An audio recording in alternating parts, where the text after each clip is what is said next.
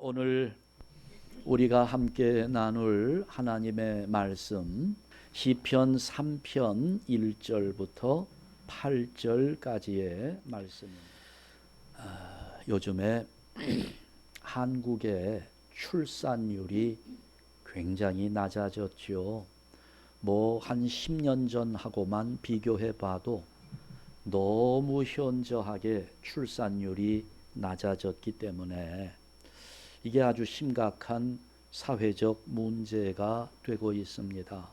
인구가 현격하게 감소하고 있어서 이제 미래의 노동력이 자꾸 줄어들고 있으니 사회적 문제일 수밖에 없습니다.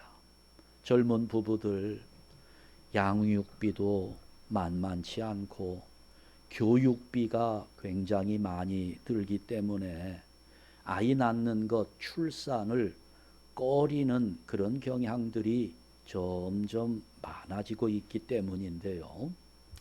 그런데 또 한편에서는 아이를 낳고 싶어도 아이가 생기지 않아서 아이를 낳지 못해 힘들어하는 부부들도 상당수가 있다고 합니다. 그래 이제 병원에 가서 이 불임 때문에 치료를 받는 여성들이 꽤 있다고 하는 이야기를 듣는데요. 그런데 한 20년 전에 20년 조금 더 된 것 같습니다. 이 뉴욕 타임즈에 아주 흥미로운 기사가 하나 실렸습니다. 이제 아이를 갖지 못하는 불임 여성들을 병원에서 치료하는데 그 치료를 돕기 위해서 이 환자를 전혀 알지 못하는 사람들이 기도해 줄 때 그런 기도도 임신 효과를 높여준다 하는 그런 신문 보도가 난 겁니다. 이제 한국과 미국이 공동으로 연구를 했는데요. 한국의 차병원 차광열 원장님하고 미국의 로저리오 로보라고 하는 이름의 콜롬비아 대학교 산부인과 과장이 공동으로 연구한 보고서가 이게 신문에 발표가 된 겁니다. 자, 1998년부터 1999년까지 2년 동안 그 한국에서 불임 치료를 받고 있는 여성 환자들 199명의 사진을 받았고요. 그 사진을 여기 미국과 캐나다와 호주에 있는 기독교인들에게 나누어 주었습니다. 그리고 지금 이 여성이 불임 때문에 치료를 받고 있으니 이 여성을 위해서 하나님께 기도해 달라고 부탁했습니다. 그분들은 한 번도 보지 못한 모르는 한국 여성입니다. 이제 그를 위해서 기도해 주는 거예요. 그러면서 그렇게 모르는 사람들이 기도해 주는 환자의 그룹과 기도해 주는 사람이 없는 환자의 그룹을 비교했습니다. 자, 그런데 그 결과를 보니까 이게 알지도 못하는 전혀 모르는 사람들이 기도해 주었는데도 그렇게 기도해 준 여성들이 기도해 주는 사람들이 없는 여성들보다 임신 성공률이 2배 더 높았다는 결과가 나타난 겁니다.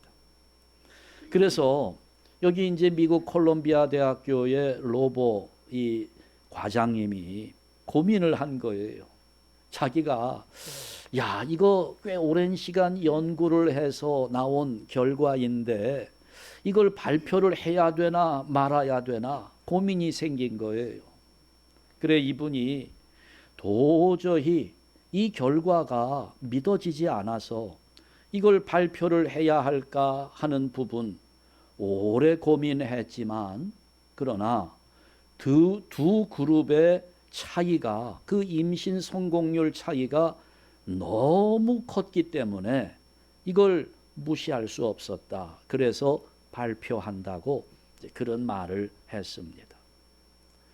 이게 여러분 이 정도면 오늘 우리가 기도해야 할 이유는 분명하다고 생각됩니다.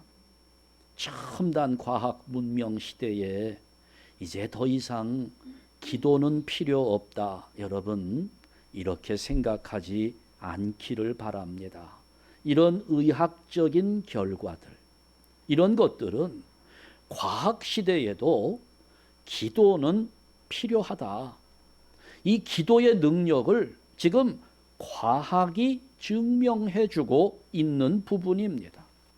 또 이것은 우리가 실제로 살아가면서 경험하고 있어요. 지금도 기도는 우리의 삶 전반에 걸쳐서 능력을 나타내고 있습니다.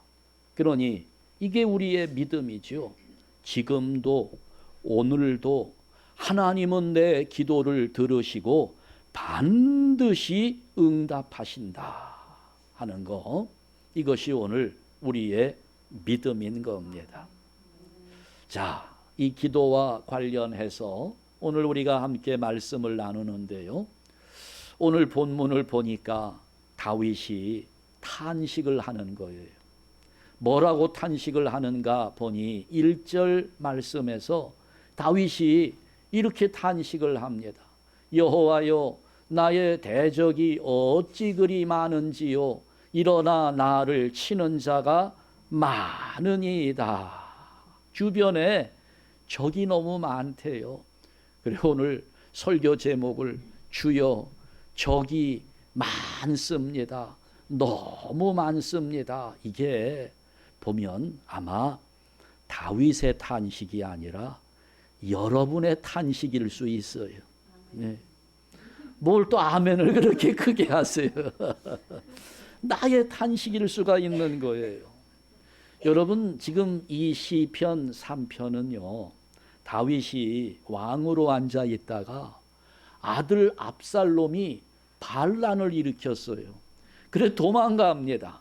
아들에게 쫓겨서 신발 신을 새도 없이 맨발로 울면서 올리브산을 넘어 도망가는 그 사건을 배경으로 하고 있는 겁니다. 근데 여러분 이게 배신이라는 게 그래요.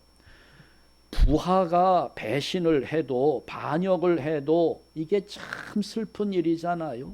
그런데 아들이 반역을 해서 아들에게 쫓겨나는 겁니다.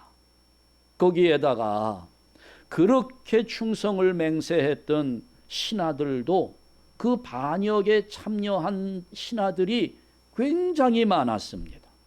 그리고 예전에는 사울이 죽은 자는 천천히요 다윗은 만만이로다 이렇게 찬송을 하면서 열광을 하며 다윗을 지지했던 백성들의 많은 수가 이 반역에 참여하면서 배신을 한 거예요. 그러니 지금 맨발로 울며 이 쫓겨 도망가는 다윗이 마음이 얼마나 아팠겠습니까?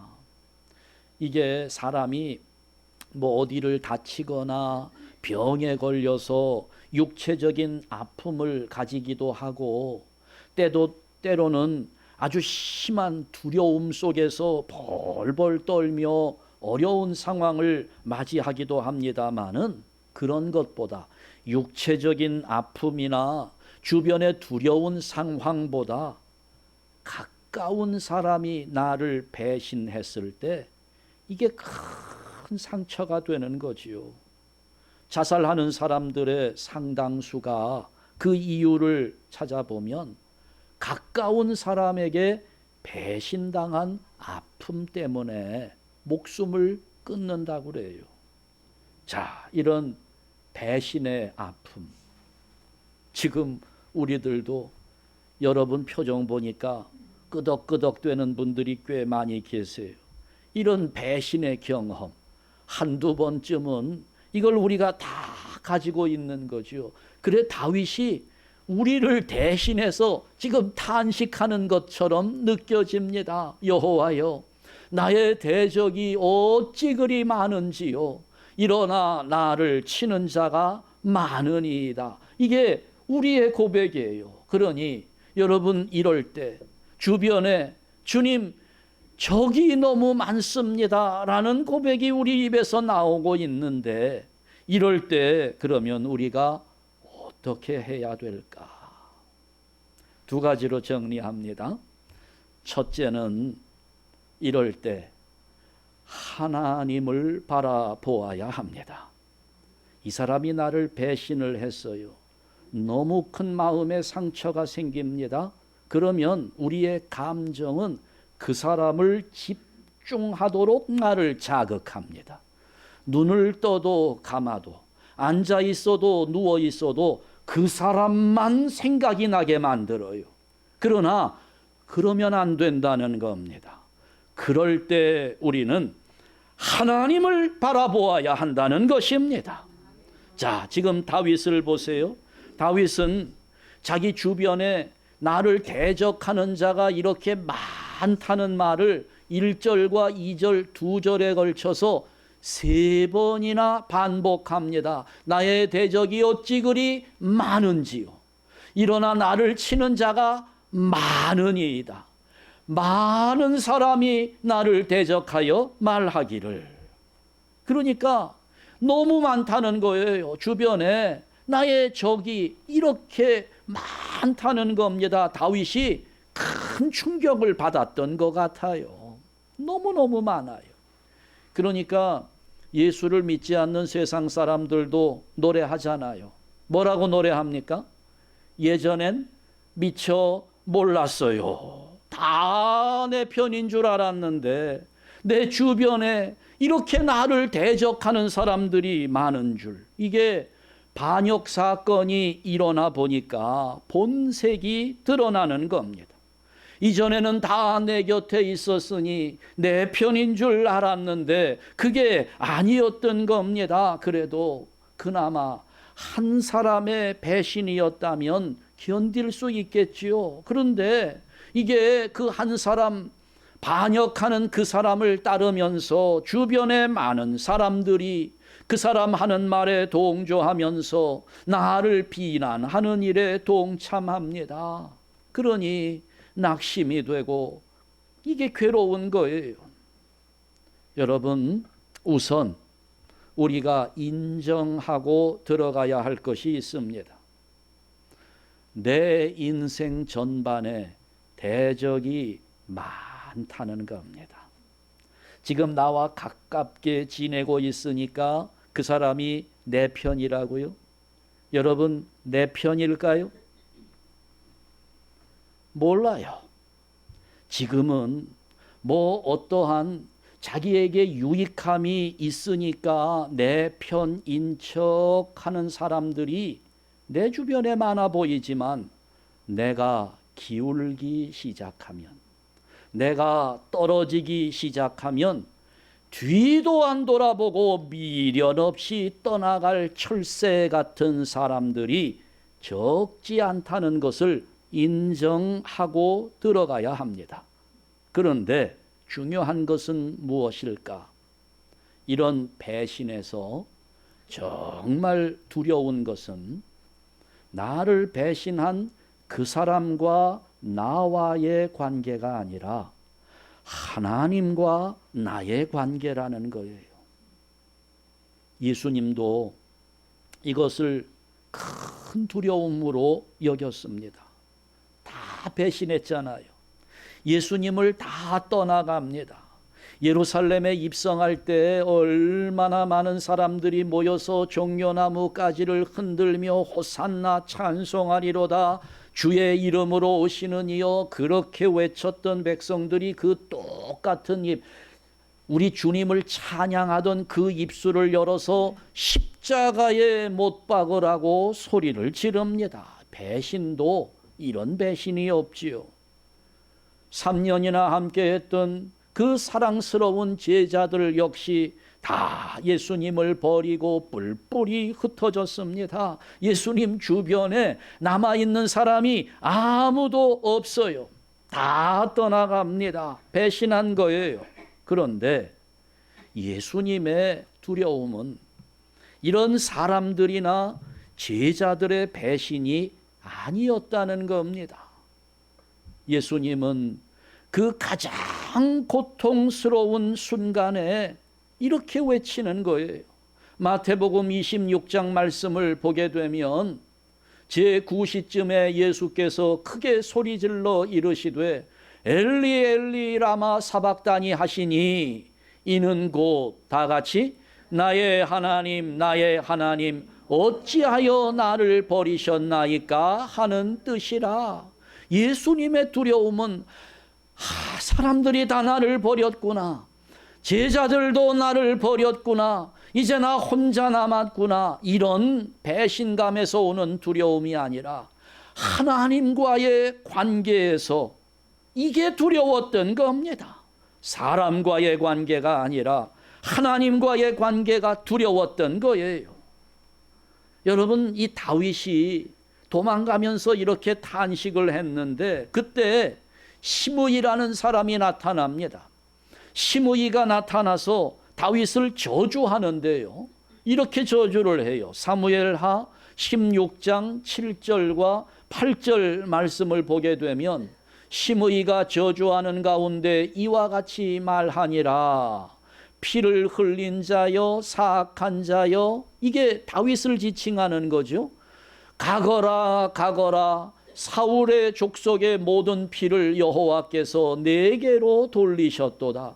그를 이어서 내가 왕이 되었으나 여호와께서 나라를 내 아들 압살롬의 손에 넘기셨도다. 보라, 너는 피를 흘린 자이므로 화를 자초하였느니라. 이렇게 저주하고 있어요. 여러분, 이게 지금 무슨 뜻입니까? 지금 다윗의 아들이 반역을 했어요. 이 아버지와 아들의 관계가 등진 겁니다. 아버지는 쫓겨가고 있어요. 그런데 시므이는 지금 아버지와 아들의 관계를 가지고 다윗과 하나님의 관계로 확대하면서 네가 지금 이 꼴이 된 것은 하나님께 버림받았기 때문이라는 겁니다. 그 이유는 네가 사울의 왕위를 빼앗았기 때문이라는 거지요. 참, 이 다윗 입장에서 이거 얼마나 억울합니까? 정말 억울해요. 아니, 언제 다윗이 사울의 왕위를 빼앗았습니까? 다윗은 이미 사실 따지고 보면 사울이 왕으로 있을 때 두 번째 왕으로 먼저 기름 부음을 받았어요. 그러나 왕으로 기름 부음을 받고 나서도 오랜 기간을 다윗이 참아주었습니다. 심지어는 그 다윗을 죽일 수 있는 기회가 두 번이나 있었음에도 불구하고 그 기회를 마다했던 사람입니다. 사울만 죽이면 편안한 삶이 돼요. 내가 왕이 되고 내가 도망 다니지 않아도 되지만 하나님이 기름 부어 세운 왕을 내 손으로 어찌할 수 없다고 돌아섭니다. 두 번씩이나 주어진 절호의 기회를 그냥 마다했던 다윗입니다. 그리고 사울이 죽은 것은 어떻게 죽습니까? 블레셋과 전투하다가 전쟁터에서 죽었습니다. 그런데 지금 시므이의 말은 뭐예요? 지금 네 아들이 반역한 것은 다윗이 사울의 왕위를 빼앗은 것에 대한 하나님의 심판이라고 공격하는 겁니다. 네가 왜 이 지경이 되었느냐? 이거는 네가 하나님께 버림받은 것이다. 하나님이 너를 심판하는 것이다. 여러분, 이것은 전형적인 사탄의 방법입니다. 속지 말아야 됩니다. 여기에 속아 넘어가면 끝도 없이 무너지게 돼요. 회복하기가 어렵습니다. 잘 기억합시다. 다른 것은 다 끊어져도 하나님과 나와의 관계는 절대로 끊어지지 않습니다. 예수님의 피로 맺어진 관계이기 때문에, 사람과의 관계 때문에 하나님과의 관계가 끊어진다는 것은 있을 수가 없어요. 불가능한 일입니다. 그러니 보세요. 다윗이 이렇게 탄식했잖아요. 1절과 2절에서 낙심하며 탄식했던 다윗의 태도가 3절을 보면 갑자기 변합니다. 바뀌어집니다. 3절 말씀을 한번 보시면 우리 다 같이 읽습니다. 여호와여, 주는 나의 방패시요 나의 영광이시요 나의 머리를 드시는 자이시니이다. 아멘. 주변 사람들이 다 나를 공격하고 나의 대적이 되고 있지만 하나님은 여전하다는 거예요. 내가 사람과의 관계에서는 외톨이가 되는 것처럼 보여도 하나님과의 관계는 여전히 유지되고 있다는 고백을 하는 겁니다. 지금 시므이가 뭐라고 그래요? 아들의 반역, 그것은 하나님이 다윗을 버린 것이고 이유는 사울 왕의 자리를 찬탈한 대가라고 말해요. 아마 다른 사람들도 동조했을 겁니다. 그런데 다윗은 여전히 하나님에 대한 고백을 분명하게 하는 겁니다. 하나님은 나를 세워주시는 분입니다. 나의 머리를 들어주시는 분임을 고백하고 있어요. 여러분, 이 고백에서 우리가 눈여겨보아야 할 단어가 하나 있어요. 나의라는 말입니다. 나의 방패시고 나의 영광이시고 나의 머리를 드시는 자이심을 고백하고 있는 거예요. 지금 시므이를 비롯한 사람들은 뭐라고 말합니까? 야, 아들이 반역을 해서 아비인 네가 이렇게 도망자가 되어 쫓겨가는 이런 신세가 되었으니 너는 이제 끝났다.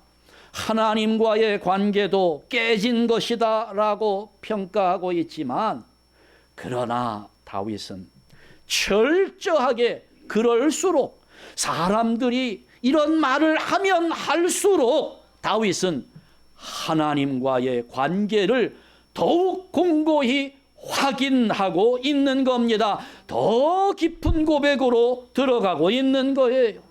나의 방패이시고 나의 영광이시고 나의 머리를 드시는 분입니다 하는 것, 이것은 사람들이 누가 뭐라고 나를 비난한다 할지라도 나와 하나님은 끊어질 수 없는 생명의 관계임을 강조하면서 나는 이런 하나님을 신뢰합니다 하며 고백하는 거예요.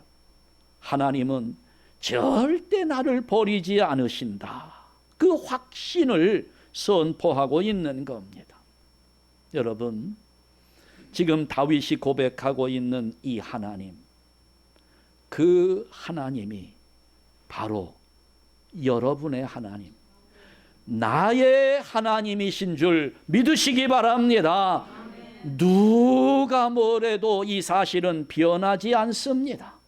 이 고백을 가지고 살아가는 사람은 절대로 무너지지 않습니다.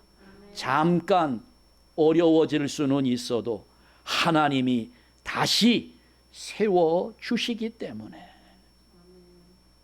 아무도 하나님의 이 사랑에서 우리를 끊을 수 없어요. 그러니 우리는 하나님만 바라보아야 하는 겁니다.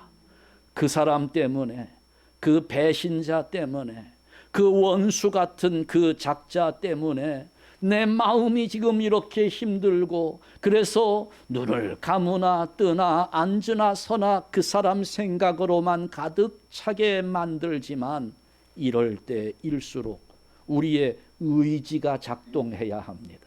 우리의 믿음이 역사해야 되는 거예요. 이럴 때일수록 원수에게서, 대적에게서 눈을 돌려 하나님만을 바라보아야 하는 것입니다. 다윗이 1절, 2절에서 대적들을 생각하며 3절에서 하나님과의 관계를 고백하는 것처럼 우리가 하나님만 바라보아야 하는 거예요. 자꾸 주변을 보면 나를 둘러싸고 있는 그 배신자들, 원수들만 보여요. 나를 둘러싼 파도 보지 마세요. 그 파도를 보면 베드로처럼 물속에 빠져들어가는 겁니다. 주님을 바라봐야 돼요. 하나님을 바라봐야 되는 겁니다. 아무리 세상이 어지럽고 다 나를 배신한다 할지라도, 그래서 나에게 아픈 상처를 주고 내 가슴을 그냥 막 후벼 판다 할지라도, 여러분, 하나님은 나를 침몰하도록 내버려 두지 않는 분입니다. 그 하나님, 나의 하나님임을 고백하면서 여러분을 대적하는 사람들로 인한 배신의 상처 속에 하나님만 바라보는 성도들 되시기를 주님의 이름으로 축원합니다. 두 번째, 나의 하나님으로 이렇게 고백을 하니까 내가 고백하는 나의 하나님께 기도해야 합니다. 자, 오늘 7절 말씀을 한번 다시 보시면 우리 다 같이 읽겠습니다. 여호와여 일어나소서, 나의 하나님이여 나를 구원하소서. 주께서 나의 모든 원수의 뺨을 치시며 악인의 일을 꺾으셨나이다. 아멘. 여호와여, 어떻게 하라고요? 일어나소서. 일어난다는 이 말, 이 히브리어를 좀 공부해 보면 이게 행동한다는 겁니다. 그냥 앉았다 일어났다 앉았다 일어났다 하는 게 아니라, 일어난다는 말은 행동한다는 말이고 작업에 들어간다는 말입니다. 그러니까 여러분, 이건 무슨 의미인가 하면, 우리가 기도하면 하나님은 행동하신다는 거예요. 내가 기도할 때 하나님은 내 기도를 들으시고 작업에 들어가신다, 이런 의미입니다. 그런데 많은 사람들이 다르게 생각하지요. 기도도 해야 되지만 그래도 그에 따른 행동이 있어야 되지 않느냐, 그리고 그에 따른 행동은 내가 책임져야 된다라고 말하는 분들이 많습니다. 맞는 말이에요. 물론 내가 할 수 있는 일은 내가 감당해야 돼요. 내가 충분히 할 수 있는 일인데도 이게 조금 귀찮다고, 내가 땀 흘리기가 싫다고 해서 그것을 회피한다면 이건 직무유기입니다. 이거는 게으른 자라고 할 수밖에 없어요. 그런데 문제는 내가 할 일은 내가 해야 되고 내가 책임져야 될 일은 내가 책임져야 될 텐데, 가만히 생각해 보니까 내가 할 수 있는 일이 얼마나 되던가요? 내 힘으로 되는 거, 여러분 인생 오래 살아오신 분들 한번 돌이켜 보세요. 여러분이 할 수 있는 일이 얼마나 되었나요? 이게 살다 보니까 내 힘으로 할 수 없는 일들, 내 능력으로 해결되지 않는 문제들이 얼마나 많이 있는지 몰라요. 게다가 내가 할 수 있는 일이라고 생각했던 것조차도 하다가 보니 엉뚱한 방향으로 튀어버려요. 완전히 인생은 럭비공이에요. 어느 쪽으로 갈지 모릅니다. 나는 할 수 있다고 생각했는데 하다 보니 생각하지도 못한 변수들이 생겨나고, 그래서 일이 꼬이고 막히고 이렇게 되는 경우가 얼마나 많습니까? 여기까지 쭉 생각을 해보니, 아하, 인생에서 내가 책임질 수 있는 게 뭐가 있나? 아무것도 없다는 것을 깨닫게 되는 겁니다. 그래서 여러분, 우리는 기도할 수밖에 없는 겁니다. 작은 일도 기도하지 않을 수 없어요. 자신이 있어도 기도해야 되는 겁니다. 내가 그 일을 할 수 있어도 내가 그렇게 할 수 있도록 힘을 주시는 분은 하나님이시기 때문에 우리는 하나님께 기도하지 않을 수 없는 거예요. 이건 쉬운 거니까, 이 정도는 내가 충분히 할 수 있으니까 내 힘으로 하지라고 하는 생각은 금물입니다. 먼저 기도하고 하나님이 나를 통해서 일하시도록 해야 하는 겁니다. 이게 믿음을 가진 사람의 태도예요. 우리 예수님이 이렇게 말씀하셨습니다. 요한복음 14장 12절부터 14절까지 말씀을 보면 내가 진실로 진실로 너희에게 이르노니 나를 믿는 자는 내가 하는 일을 그도 할 것이요 또한 그보다 큰 일도 하리니 이는 내가 아버지께로 감이라. 너희가 내 이름으로 무엇을 구하든지 내가 행하리니 이는 아버지로 하여금 아들로 말미암아 영광을 받으시게 하려 함이라. 다 같이 내 이름으로 무엇이든지 내게 구하면 내가 행하리라. 아멘. 기도하면 어떻게 된다는 거예요? 이루어진다는 말이에요. 어떻게 이루어집니까? 기도하면 누가 행한다고요? 주님이 행하신다는 겁니다. 이 구절을 이렇게 보면서 강조하면 참 이게 또 성경 많이 읽으시고 신앙생활 좀 하신 분들은 또 따지고 들어와요. 아니 목사님, 우리가 아무리 기도한다고 어떻게 예수님보다 더 큰 일을 할 수 있어요? 여기 그러잖아요. 나를 믿는 자는 내가 하는 일을 그도 할 것이요 또한 그보다 큰 일도 하리니. 예수님이 한 것보다 큰 일도 한다고 우리가 생각하는 것은 이거 교만 아닙니까 하고 이제 따지고 들어오는데요. 그럴듯하죠. 그러나 여러분, 이게 지금 누가 한 말이에요? 이순환 목사가 한 말 아닙니다. 유명한 목사가 한 말 아니에요. 누가 한 말씀입니까?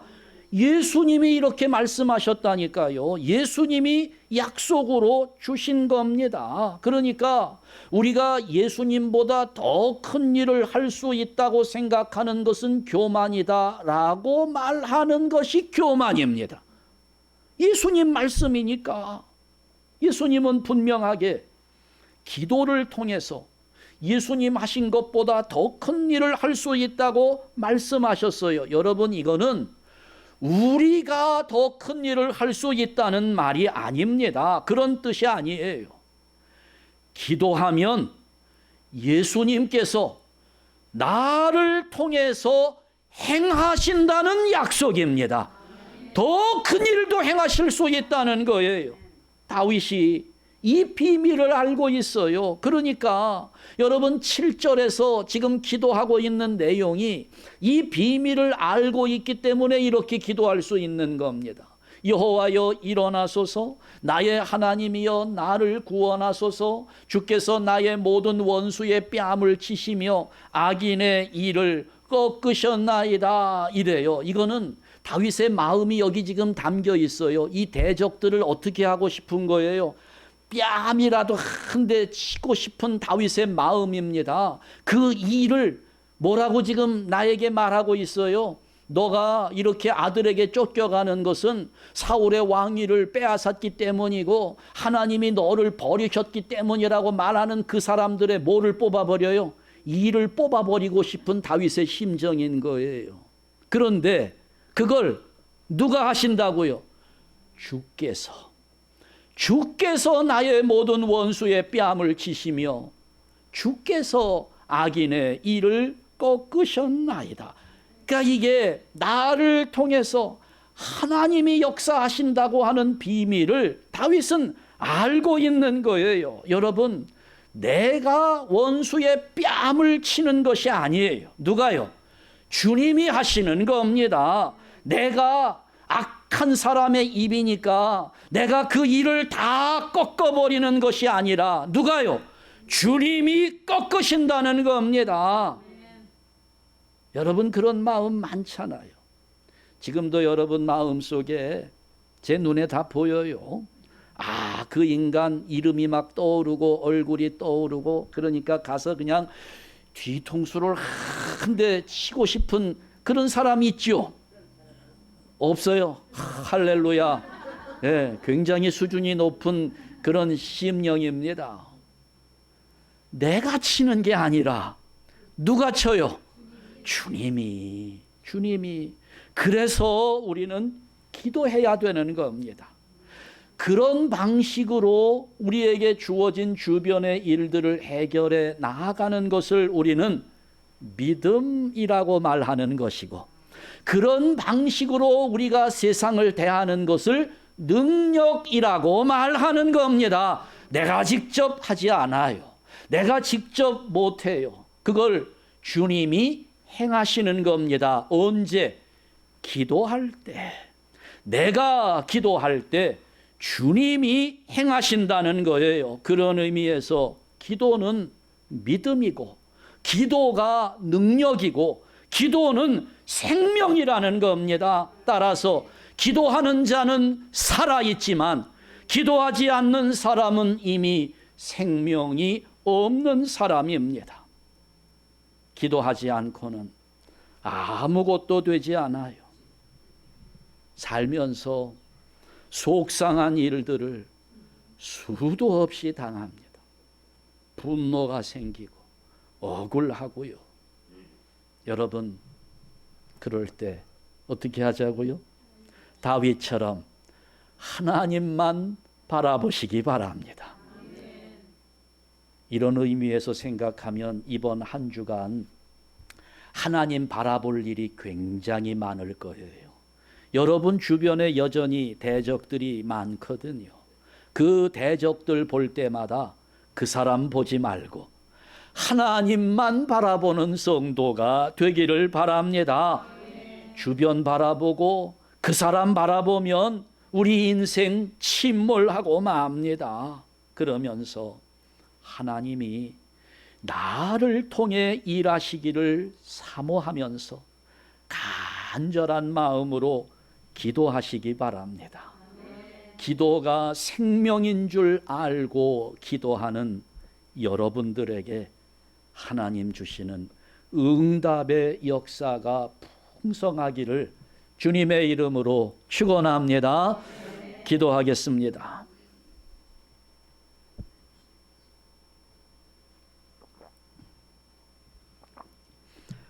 하나님 아버지, 감사합니다. 다윗이 탄식하고 있는 이 내용이 오늘 우리 입술에서도 매일 나옵니다. 믿었는데, 이 사람만큼은 안 그럴 줄 알았는데, 살펴보니 온통 내 주변에 나를 대적하고 배신하는 자들이 얼마나 많은지 모릅니다.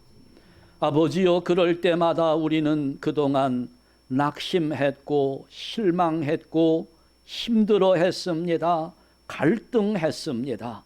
아버지여, 그러나 이제 우리 인생에 어차피 나를 대적하는 자가 많을 수밖에 없음을 인정하게 하여 주시고, 그런 가운데 아버지여, 이제는 우리의 마음을 그들에게로 향하게 하지 않게 하시고, 그럴 때마다 우리 하나님만을 바라보는 지혜로운 성도들이 되게 하여 주옵소서.